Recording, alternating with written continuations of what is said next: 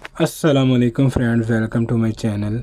आज मैं आपको बताऊंगा कि आप जैज़ से जैज़ पैसे किस तरह भेज सकते हैं। यानी आप अपना बैलेंस, आपके पास दो सिम है, अगर आप चाहते हैं कि एक सिम में पैसे कट रहे हैं, जैज़ सेंटर वाले काट लेते हैं, किसी भी आपकी कोई सर्विस लगी हुई है, कुछ भी मसला है, तो अगर वो पैसे काट लेते हैं तो आप अपने दूसरे नंबर पे, आपका दूसरा जैज़ का नंबर है तो आप उस पर ट्रांसफ़र कर सकते हैं।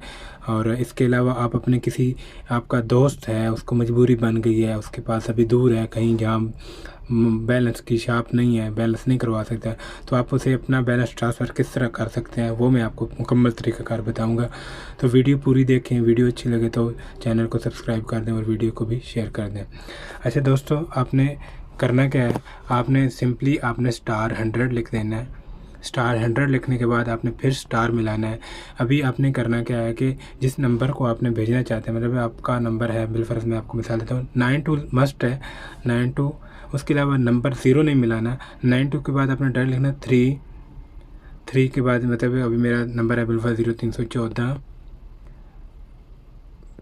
55 24 624, ये मेरा नंबर है। उसके बाद नंबर लिखने के बाद आपने फिर स्टार दबा देना है। स्टार दबाने के बाद आपने फिर मतलूबा रकम लिख देनी है कि आप कितने पैसे भेजने चाहते हैं। बिलफर्ज आप 10 रुपये भेजने चाहते हैं तो यहाँ 10 लिखेंगे। अगर आप यहाँ 50 रुपये भेजने चाहते हैं तो आप यहाँ 50 लिखेंगे। उसके बाद हैश करके उसके बाद आपने इस पर क्लिक कर देना है, यानी कि आपके कौन से सिम है। मेरे मोबाइल में 2 सिम है, क्योंकि मैं इधर सऊदी अरब में नहीं हूँ, मैं इधर सऊदी अरब में हूँ, इसलिए मुझे पाकिस्तान में नहीं हूँ, इसलिए ये जो सिम है वो सऊदी अरब की है। तो अगर मेरी पाकिस्तान की सिम होती तो मैं आपको प्रैक्टिकल करके मज़ीद बता देता ताकि आप लोगों को ये कंफर्म हो जाता है।